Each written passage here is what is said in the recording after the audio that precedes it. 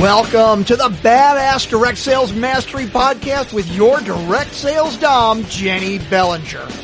Badass Direct Sales Mastery is a podcast for rock star direct sales moms who are determined to make their business kick ass. Jennie will share her knowledge of effective sales and recruiting techniques, tips to get what you want from your business, and will interview direct sales professionals and leaders from various companies. The interviews will give insight to how these rock stars got to where they are and where they plan to grow in the future. And now, the direct sales dom, Jennie Bellinger. Welcome back to another episode of the Badass Direct Sales Mastery Podcast. It's me, your direct sales dom, Jennie Bellinger, and I am here with a guest who I had the pleasure of being on a co-presenter on a summit back in late 2020. Sean Murphy and I were placed back to back on a summit, and let me tell you, I watched his presentation, and by the end of it went, oh shit, I have to follow that because he was so good. And so I immediately reached out to him that night and said, I have to have you on the podcast. And so here he is. If you don't know who Sean Murphy is, don't worry. By the end of this, you're going to be really happy that you're listening. So Sean, I'm going to introduce you, give some information so that way people know who you are if they don't already. Okay. Oh, I'll be happy to. And thank you so much for allowing me to share some time with you. And listen, you crushed it. So I'm glad I got to go first because it's like, well, I'm glad I didn't have to follow that. You know, once you're first, usually the only way up, the only way you can go is up. So it was a lot of fun on that webinar, that summit that we did. My name is Sean G. Murphy. I'm a farm boy from Ohio. Had a 0.9 grade point average in high school.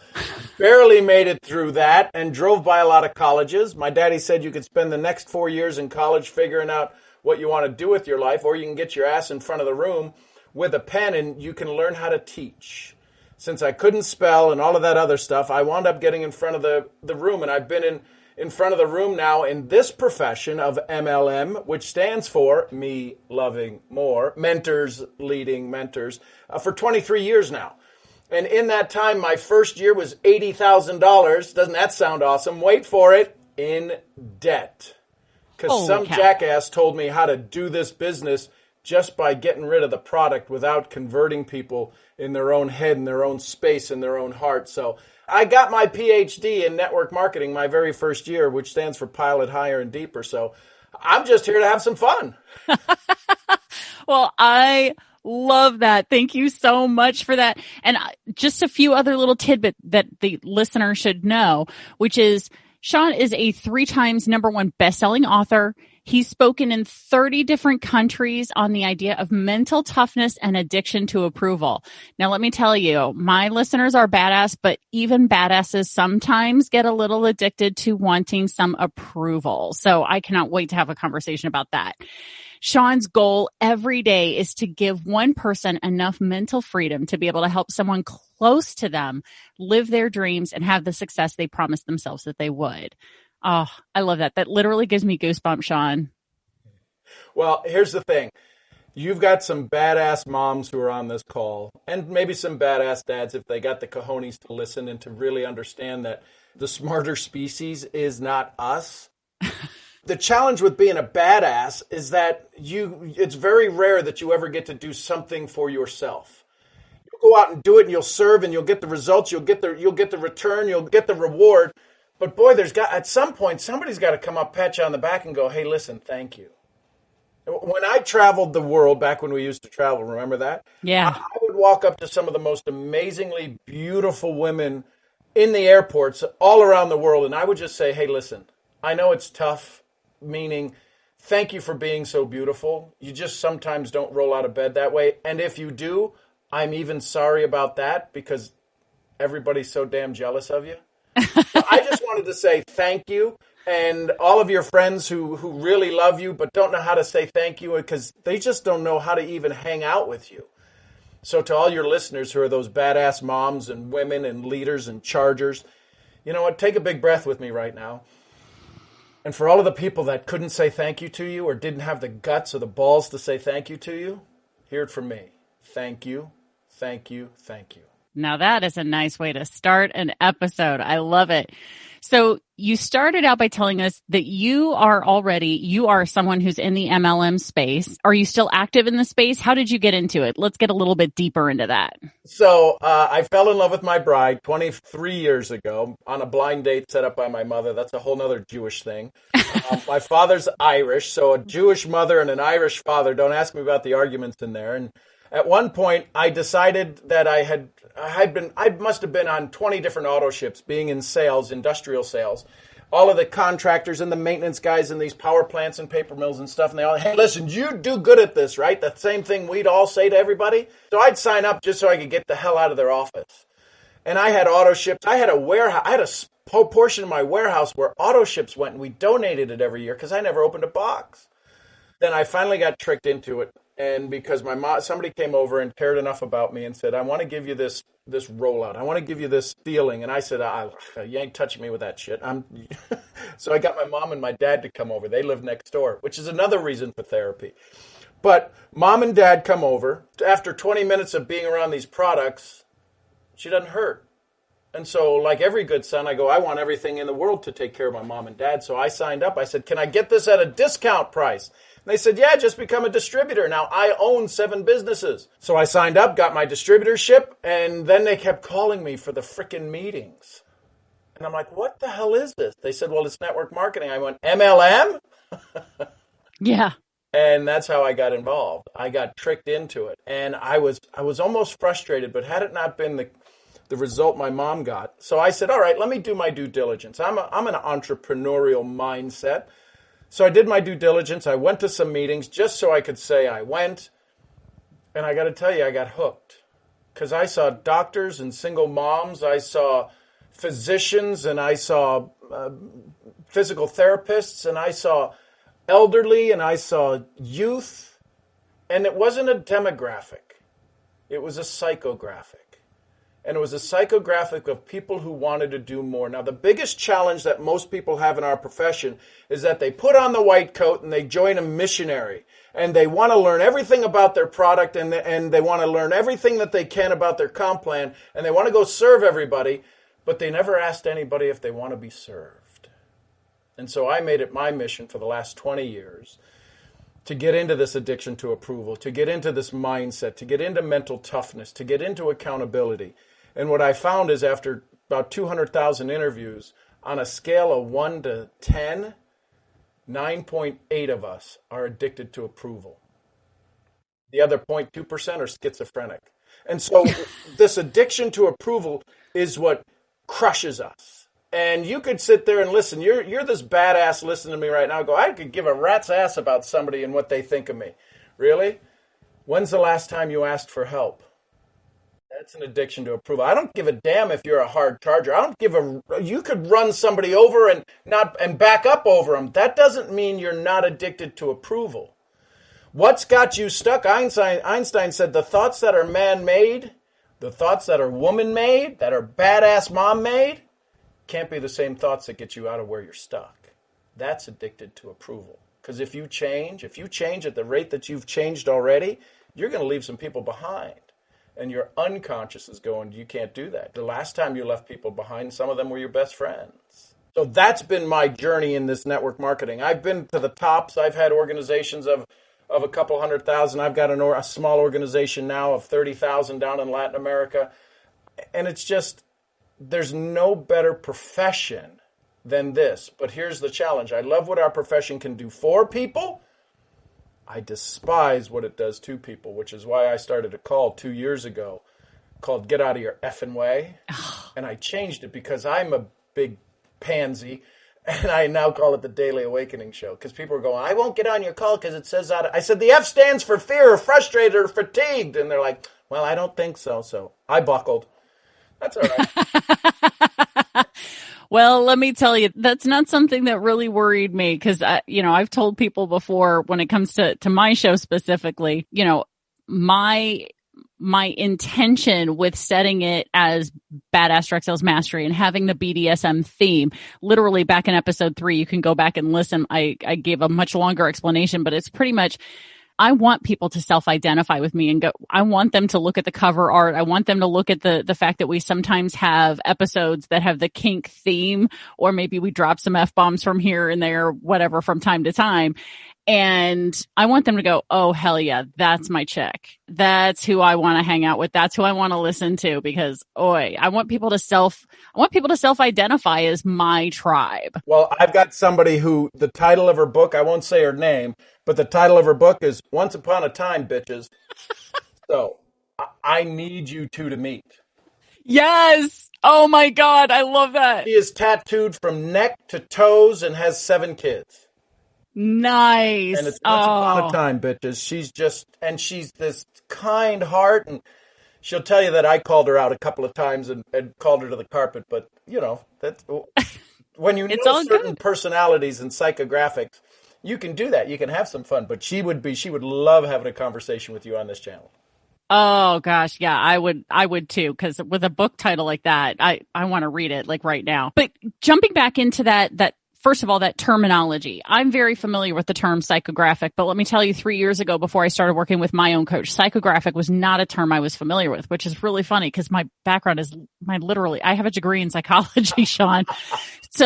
But the psychographic, I want to help explain what that is compared to a demographic so that the listener can begin to understand if this is not something that they've ever been exposed to yet. So how do you define a psychographic versus a demographic? Demographic are facts you put on a paper. Psychographic, so 32 to 15, 32 to 38, female, Christian, college, no college, house, rent. The facts of a human are a demographic. The heart of a human is the psychographic. I can sit in an audience. My morning show has 18-year-olds and 81-year-olds on it. And both of them hear the same thing because of the psychographic, not their demographic. Demographic is all of the facts about you. The psychographic is the experience you want out of life and what you're looking for. It's your heart center.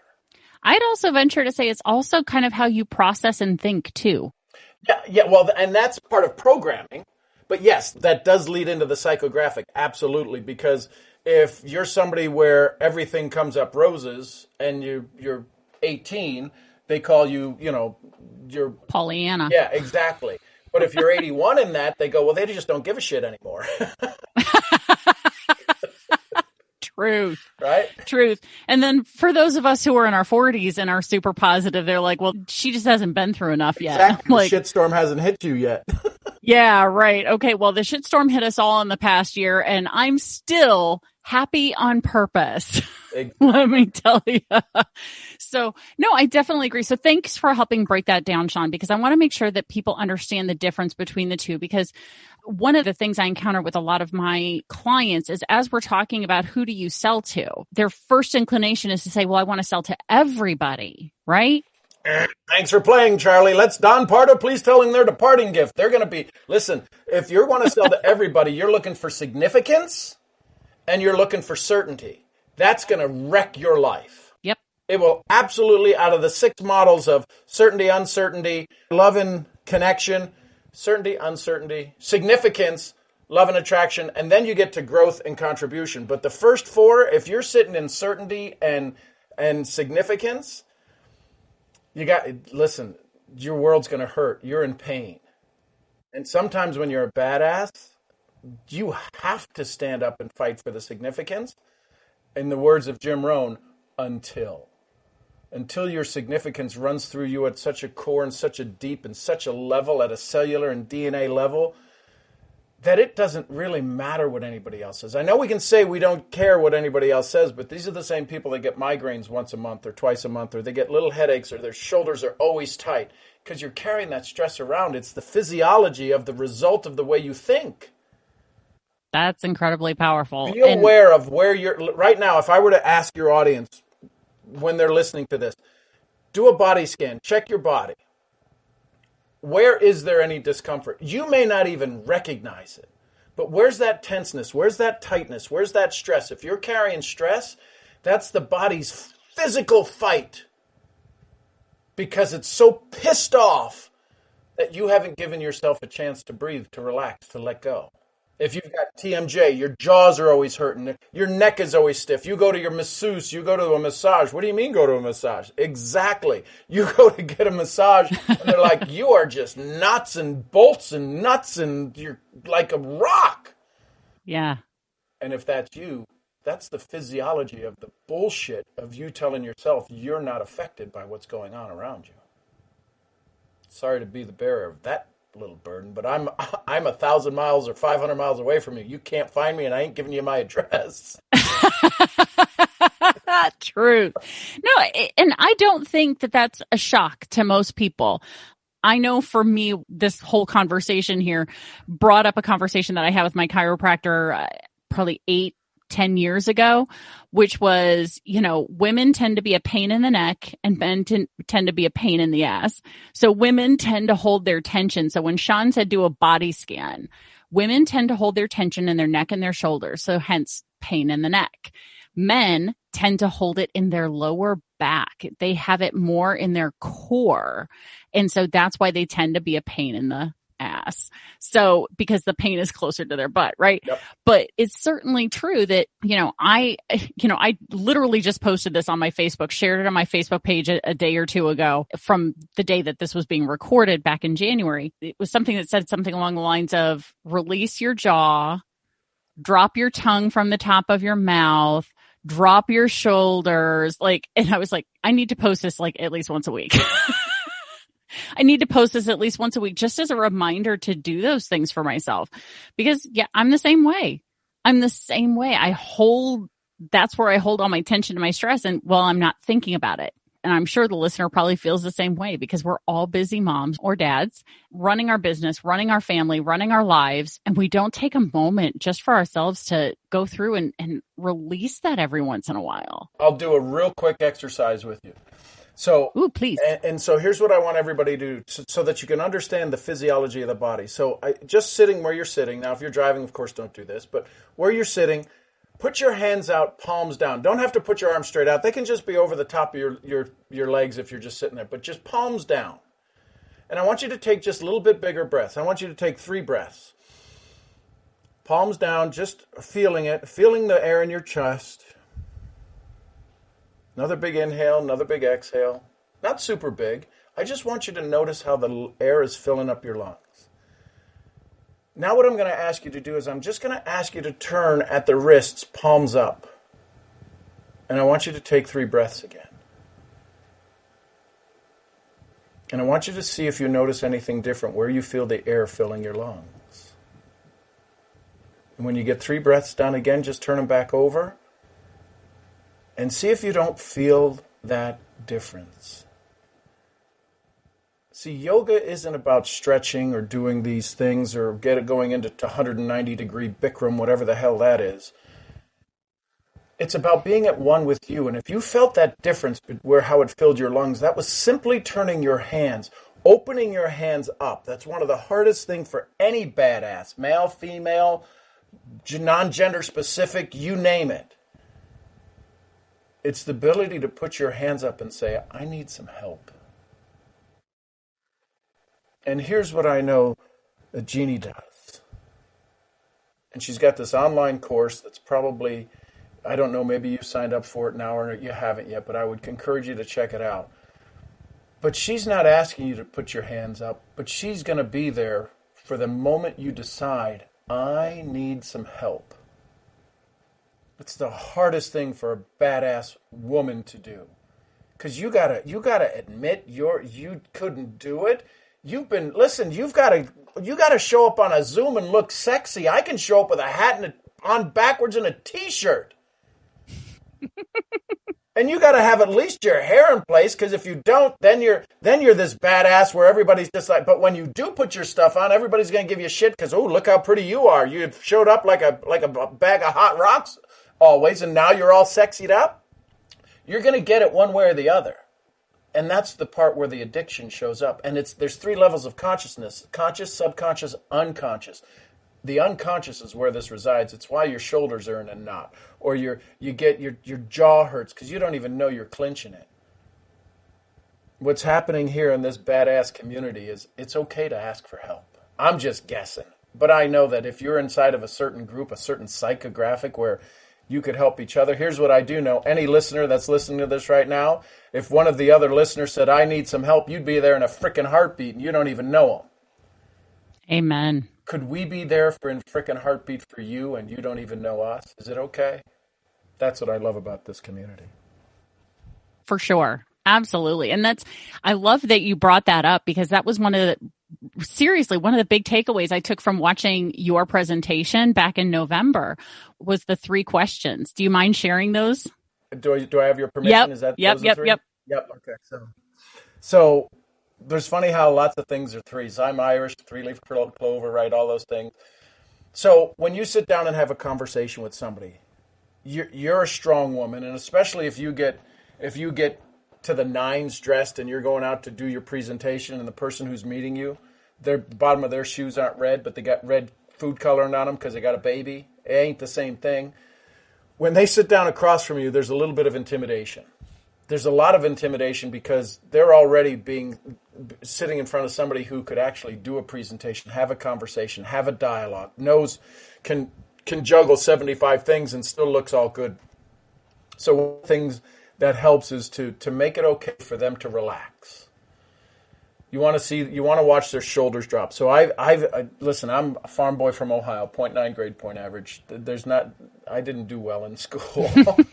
So I had to come up with better ways to let somebody else tell me exactly what they want. My daddy always said, everybody knows what they want.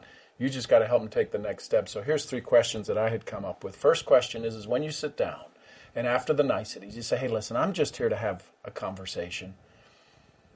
I want to make sure I bring value to you. I want to make sure I'm of service to you. Because the second you start going into what it is that you love that you're doing, they can't hear it that way yet. They're going to hear it as the pitch. Mm-hmm. So I ask a question. Hey, listen, before we get started, would it be okay if I asked you 3 questions? Simple questions. First question is would I have your permission to help? Now, I don't know if I'm going to help, but if I did lend something to your day to make it a little bit better, leave you from this meeting a little better than we found each other because you're going to help me, would it be okay if that happened? Would I have your permission to help? And they're, of course, going to say, yes, that's why I'm here, but they're never going to ask for help.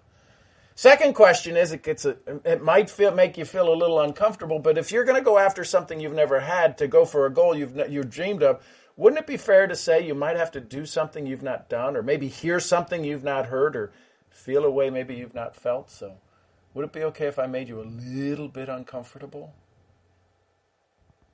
And they're going to probably say, yeah, because now they feel a level of confidence in you. But here's the thing. If they say no to, do I have your permission to help? My conversation's over. I'm not in the convincing business. Then I get yes to that, and I go to the next one. Do I have your permission to make you feel just a little bit uncomfortable? And I preface it, then I say this. If you answer that question correctly, you're going to love question number 3. And they usually say, yeah. I say, now listen, if we need to create a safe word, like if I get you so nervous and you get starting to get knots in your stomach, just say Farfignugan or something, and we'll back up. But then they relax and they go, no, yeah. I go, okay, so here's question number 3. Do I have your permission to take you out of any uncomfortable feeling I may have put you in?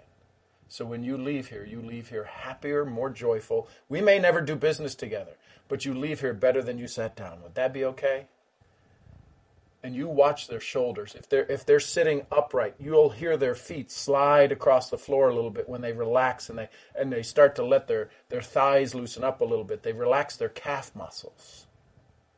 All of a sudden, they've now begun the connection. And that's all you want. Because sometimes, I don't know how many of you have ever left a meeting and you went, I don't know why they didn't get it. Because they weren't open to it, right? One of the conversations I've had with my clients and taught in way too many webinars to count is permission-based sales, right? And every conversation we have is a sales conversation, people. I don't care if it's with your spouse, your kid, whatever. You're selling your kid on eating broccoli. You're selling your spouse on getting it on with you that night. You are always selling, right? So if you don't have permission to have that conversation, like Sean just went through with those 3 questions, by the end of that conversation, they feel safe, comfortable, because they understand what the expectations are from the conversation. Right, Sean? And it gives them a chance for them to be able to listen. Yes. because now they can hear the help. Yeah. How many times have you spoken to your spouse and you gave them exactly what to do and they go, what? And you told them exactly what to do and you just go, screw it. My bride, a lot of times with her work, she works in the executive world, and she's like, it's just easier for me to freaking do it myself. Yeah. I go, but that's poor management. Screw that. I don't want to be up at midnight every night fixing shit that they didn't do 3 weeks ago. So I said, well, your style of management's a little bit different. She's an attorney. Understandable. Yeah, for sure. It all starts with making sure you have the person's attention. And I think those 3 questions will definitely get someone's attention, because how often has someone asked those questions of you, let alone how often have you asked those questions of somebody else? So once you have that permission, it's so much easier to get into the business conversation, especially the opportunity conversation, because I'd have to say 95% or more of people in direct sales leave that part of a conversation out. They'll talk about the product. They are so focused on the product, and then they never even discuss the business opportunity because they never got permission to take someone to that level of discomfort. Yeah, and the challenge is that they talk about what they're comfortable with. And all I can tell you is that most people aren't taught human basic conversation. And they know, you know what you know that you know, but raise your hand if you would agree you don't know what you don't know. Yeah. And the key is the prospect knows exactly what they know. And they're not even prepared to hear what you know, because if it is, they've got to make changes in their life. What we need people to do is that we need people to show up fundamentally excited to change. Tell me the last time you met somebody like that. Oh, I'll tell you, a 3-year-old. Right? You're on a Zoom and all of a sudden they decide they want to change and they take off their diaper and they're running around naked. Yep. They don't care. But your prospect, until you lower their defenses, see, if you activate, and we're going to get I don't want to get too scientific because I'm not the science guy, but the second you ask them a question that causes the fight or flight, and the fight or flight means the brain looks for 2 things. Will it kill me, or how fast could I recognize the pattern? Everything you're about to say to them is a pattern interrupt, is a pattern break. So they can't find the pattern, so the brain immediately defaults to fight or flight, which activates the amygdala, the hippocampus, and the hypothalamus. And the amygdala fires off and says, warning, warning, Will Rogers, danger, danger, danger. And it makes them, honestly, science has proven, 25% less smart. In a blink, 25% less smart. You were sitting with somebody who was scared. Now they're frightened to death, but they've been good at masking it because they've been living in a stressful state since January 2nd, 2020.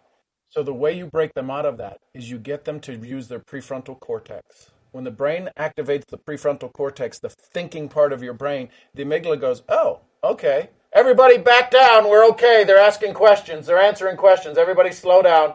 And asking questions are simple things like, that's a beautiful color. Where did you get that purse? We call it building rapport, but it's really building the rapport so they can hear you and activate the prefrontal cortex into the thinking logic brain, the logic center of the brain. What month were you born in? All of a sudden, it goes back. That's the pattern they can recognize. They're in a safe place. Now you can have a safe conversation. So smart. So, man, I could go on with this forever, but I know that you and our listener have other things to do. So we're going to have to just set up another time to talk, Sean, because this is bloody freaking brilliant. So before we go though, you have been so generous to offer a free video for our listeners to go watch. And a little bit of a workbook now that is there too? Nice. Awesome. So tell us what your freebie is, and then everybody, I'll tell you how to get it once he lets us know what the giveaway is. So it's 101 things you want in 20 minutes. And I walk you through, there's a video that walks you through how to prep yourself for it. And then the workbook has all of the places in there for you to write down your goals in it. And the challenge is that you may want to take this little workbook, print it off a couple of times, because you'll have access to it forever. And it's about you getting you in charge, you getting you to be thinking, because you have done so much for so many, right? What's that phrase? You've done so much with so little for so long. you can now do anything with nothing. Yep. If you start to dream, if you can go write down 101 goals that you want from your business out of life in 20 minutes, you're a freaking rock star. You're probably not listening to this call. We're probably listening to one of yours. Truth. But if you only get to 20 or 30 and you're freaking out and you're distracted and you're like, shit, I'll get back to this, that's just a clue. Jim Rohn would say that's a clue. That's an addiction to approval, because when you finally get to a point to where you can write down 101 goals, more than just a word, a couple of words, but you are just writing for 20 minutes about your dreams, your desires, your wants, your wishes, you have broken through and you have said it's okay to be in service to more instead of being more service to few. Oh, love it. That is so powerful. So I know I want the video and the workbook personally, just to see how I do. Cause now I'm feeling challenged here, Sean. so that's funny how that happens with badass. I know we're kind of competitive like that, right? I dare you, you son right? Bitch. Yes. Oh my gosh. So listener, you know the drill. As long as you're not driving, pick up your phone, because we all know you're listening through your phone right now. Click on the episode, scroll up just a little bit, and you're going to see the link to Sean's video and workbook right here in the show notes. So just go ahead. You know what to look for, right? Where it says freebie/giveaway. You go click on that right now. Take a look at what Sean has offered for you to take you through that process. And Sean, thank you so much for giving so much of yourself and your time for this episode today. And we're going to book you back, because this conversation has got to go longer. I love it. And again, for everybody that's listening, that's listened to all of the podcasts, that's looked at all of the different information that you have, that's part of the online training program that you've got out, thank you. I know you don't necessarily hear it. And from a guy, it's, is it tongue in cheek? Is it a backhand slap? No, it's not. Because my goal in life is to be a better dad, better husband every day. And I can't do that without you. My son needs strong women in his life. He's got a strong mom, but we're mom and dad. We're both freaking idiots, right? He needs strong women like you, so that he knows when he holds open a door and he gets a thank you, or he doesn't, he's going to do it because the honor and respect that you deserve is lacking out there. And so I want you to show up in my son's life and my life, so we can pay you honor and respect, but thank you for being this badass mom, this badass leader. Amen to that. Thank you, listener. You guys know how much I love you. And Sean, thank you for your time. We truly appreciate that you and your efforts to help us all out here in the direct sales, network marketing, and MLM world, because we know there are many people who look at us kind of out of the side of the eye going, yeah, right. And we're all here saying we're going to make it. And so to hear someone like you cheering us on, saying thank you, we appreciate it more than you know. So thank you so much for being here. And guys, you know how this goes. Stay tuned, because there's another badass episode on its way. Thanks for listening to the Badass Direct Sales Mastery Podcast with your direct sales dom, Jennie Bellinger. Why are you waiting to go to badassdirectsalesmastery.com? Don't make the dom get her whip. If you enjoyed this episode, make sure to share it with another rock star that you know in direct sales after you subscribe to the podcast, so you won't miss any future episodes. You can also check out the show notes for links and any contact information mentioned in today's episode. We'll see you next time.